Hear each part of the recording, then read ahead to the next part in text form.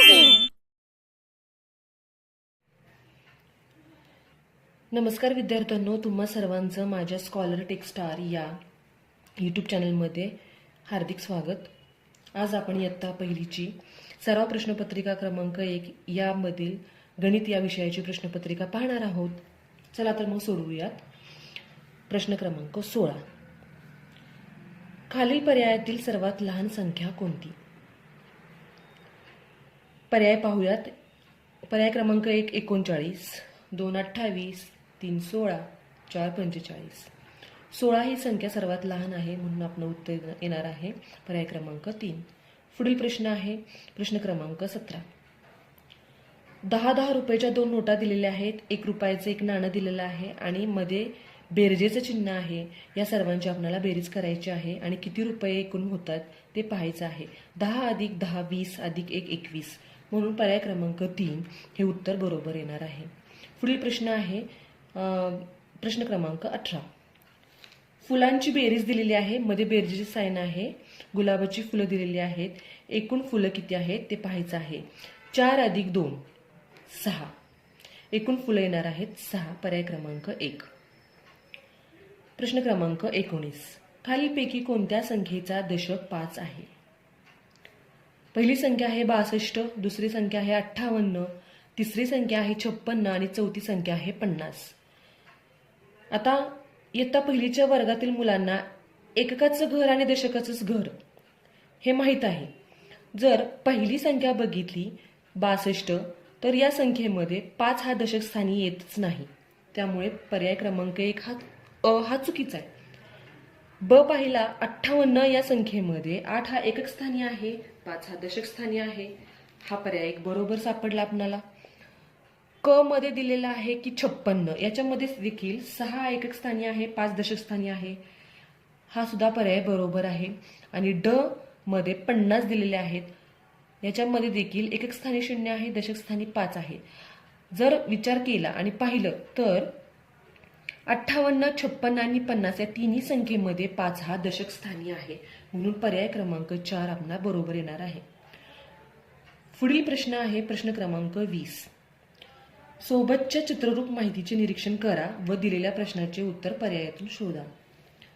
सोबतची चित्ररूप माहितीचे निरीक्षण जर केले तर समजतं की शेतकऱ्याची नावं इकडे दिलेली आहेत आणि त्यांनी ज्या गाया पाळलेल्या आहेत त्या गायींची संख्या देखील इथं शेजारी दिलेली आहे. निलेश नावाच्या शेतकऱ्याने 3 गायी पाळलेल्या आहेत. सखारामकडे 5 गायी आहेत, अनिलकडे 7 गायी आहेत आणि विजयकडे 4 गायी आहेत. प्रश्न पाहूयात. सखाराम जवळ किती गायी आहेत? सखाराम जवळ किती गायी आहेत? तर सखारामकडे 5 गायी आहेत म्हणून पर्याय क्रमांक 1 आपला बरोबर येणार आहे. पुढील प्रश्न आहे प्रश्न क्रमांक 21. एका खोक्यातील 9 बाटल्यांपैकी 7 बाटल्या फुटल्या तर खोक्यात किती बाटल्या शिल्लक राहिल्या? आपल्याला लगेच समजते की इथं वजाबाकी करावी लागणार आहे. 9 बाटल्या होत्या त्यापैकी 2 फुटल्या म्हणजे 9 वजा 2 बरोबर 7. आपल्या 7 बाटल्या शिल्लक राहिल्या. 9 मधून 2 गेले, 7 राहिले.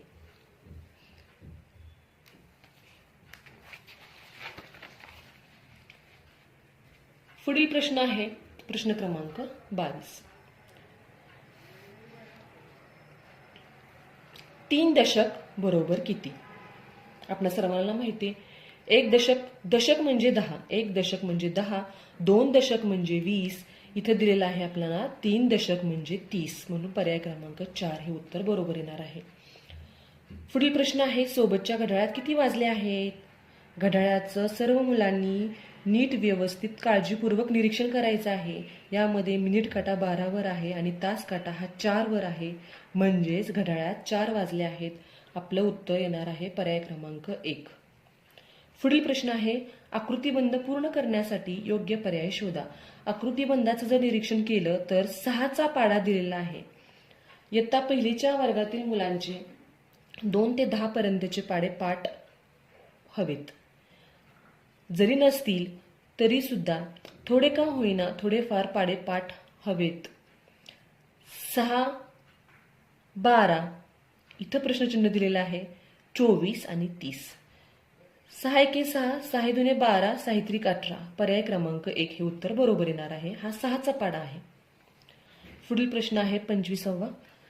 77 मध्ये रिकामी चौकट आहे. त्यानंतर दिलेला आहे 79. सोबतच्या संख्यांच्या मधली संख्या आपल्याला शोधायची आहे. मधली संख्या येणार आहे 78. 7 वर 8 78. पर्याय क्रमांक 2 हा पर्याय आपला बरोबर आहे. पुढील प्रश्न आहे प्रश्न क्रमांक 26. 53, 40 आणि 56 या संख्यांचा योग्य उतरता क्रम कोणता? उतरता क्रम लिहित असताना किंवा संख्यांचा उतरता क्रम करत असताना सुरुवातीला आपण सर्वात मोठी संख्या आधी घेतो, त्यानंतर छोटी घेतो आणि त्यानंतर अजून छोटी घेतो. मग 56 ही संख्या सुरुवातीला येणार, त्यानंतर 53 संख्या येणार आणि शेवटी येणार 40. पर्याय क्रमांक 2 हा आपला योग्य पर्याय आहे. पुढील प्रश्न आहे प्रश्न क्रमांक 27. 42 ही संख्या अंकात कशी लिहाल?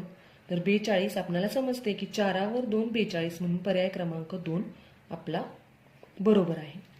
पुढील प्रश्न क्रमांक 28. यामध्ये 4 बॉलचे 2 गट दिलेले आहेत.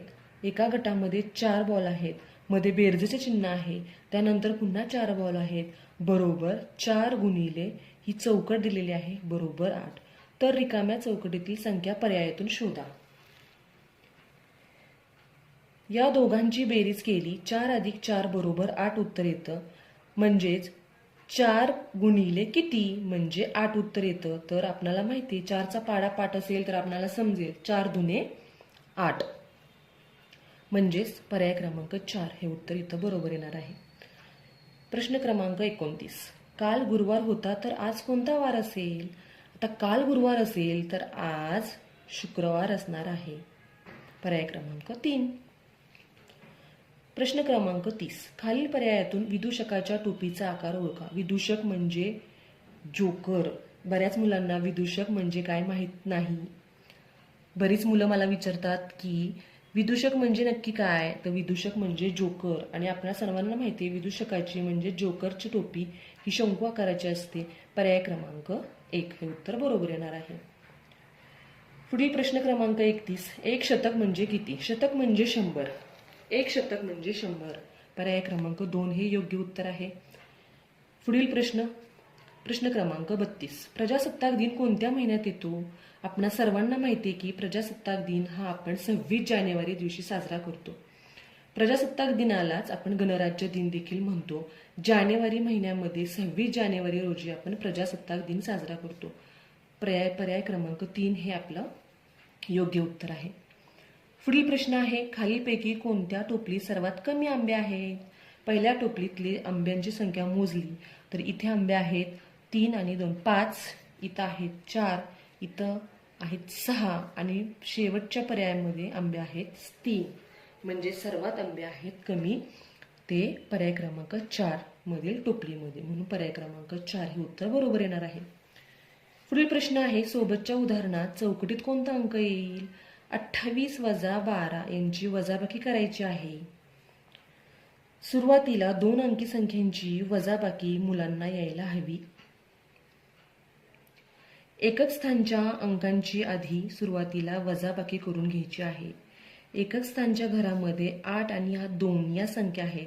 8 मधून 2 गेले 6 राहिले, 2 मधून 1 गेला 1 राहिला. म्हणजे आपलं उत्तर येणार आहे पर्याय क्रमांक 6.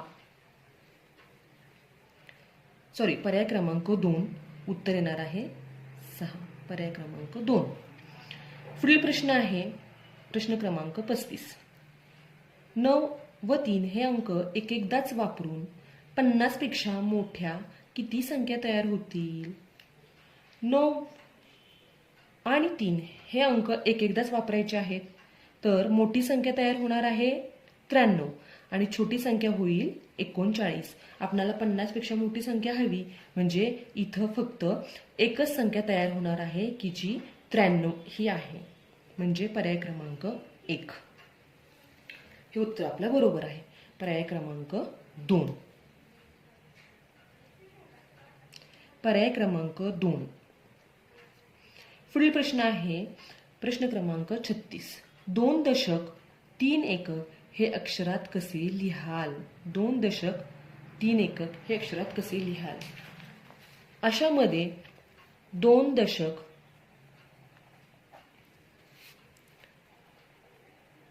3 एकक. मुलांना माहित आहे की एककाचं घर सर्वप्रथम आपण आधी लिहून घ्यायचं आहे, त्यानंतर आहे दशकाचं घर.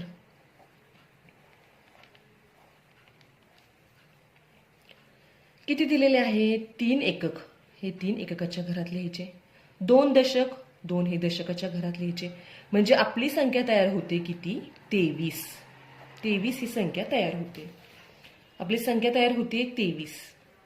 म्हणजे पर्याय क्रमांक 1 23. पुढील प्रश्न आहे, रामने 3 पुऱ्या खाल्ल्या व श्यामने 4 पुऱ्या खाल्ल्या, तर दोघांनी मिळून किती पुऱ्या खाल्ल्या? म्हणजे आपल्याला मिळून किती पुऱ्या खाल्ल्यात या प्रश्नावरून आपल्याला समजतं की इथं बेरीज करायची आहे.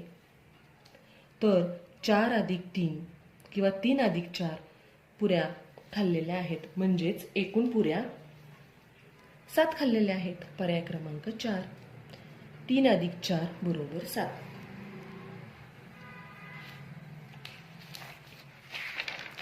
पुढील प्रश्न क्रमांक आहे प्रश्न क्रमांक 38. 39 या संख्येतील अंकांची बेरीज किती? 39 या संख्येतील अंकांची बेरीज किती? आता 39 मध्ये 4 अधिक 9 बरोबर किती येणार आहे? 9 13.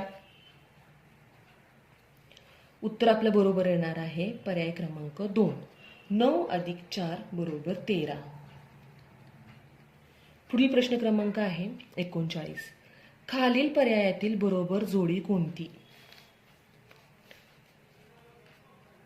चेंडू घरंगळतो, पुस्तक घरंगळते, कंपास पेटी घसरते, गोटी घसरते. आपणा सर्वांना माहीत आहे की सपाट पृष्ठभाग असणाऱ्या वस्तू घसरतात आणि वक्र पृष्ठभाग असणाऱ्या गोष्टी या घरंगळतात. आपणाला इथं बरोबर जोडी शोधायची आहे. चेंडू हा वक्र आकाराचा असतो, तो घरंगळतो, हे अगदी बरोबर आहे. पुस्तक घरंगळते का? नाही, हे चुकीची जोडी आहे. कंपास पेटी घसरते कारण कंपास पेटीचा पृष्ठभाग हा सपाट असतो. गोटी घसरते हे चुकीचे आहे. म्हणजे इथं बरोबर जोडी कोणती आहे? तर चेंडू घरंगळतो आणि कंपास पेटी घसरते. अ आणि क पर्याय क्रमांक 1 ही आपली बरोबर जोडी आहे. चेंडू घरंगळतो आणि कंपास पेटी सुद्धा घसरते. पुस्तक घरंगळत नाही कारण पुस्तकाचा पृष्ठभाग हा सपाट असतो, त्यामुळे पुस्तक इथं घसरते. पण इथं दिलेला आहे घरंगळते, त्यामुळे हा पर्याय चुकीचा आहे. हा पर्याय आपला चुकीचा आहे आणि गोटीचा हा पर्याय देखील चुकीचा आहे.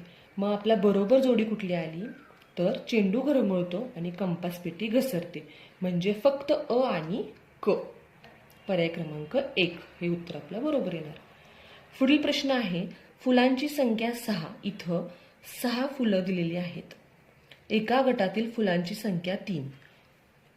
समजा आपण हा एक गट केला 3 फुलांचा आणि खालील फुलांचा हा अजून एक गट तयार केला. म्हणजे आपण गट किती तयार केले? इथं 2 गट केले.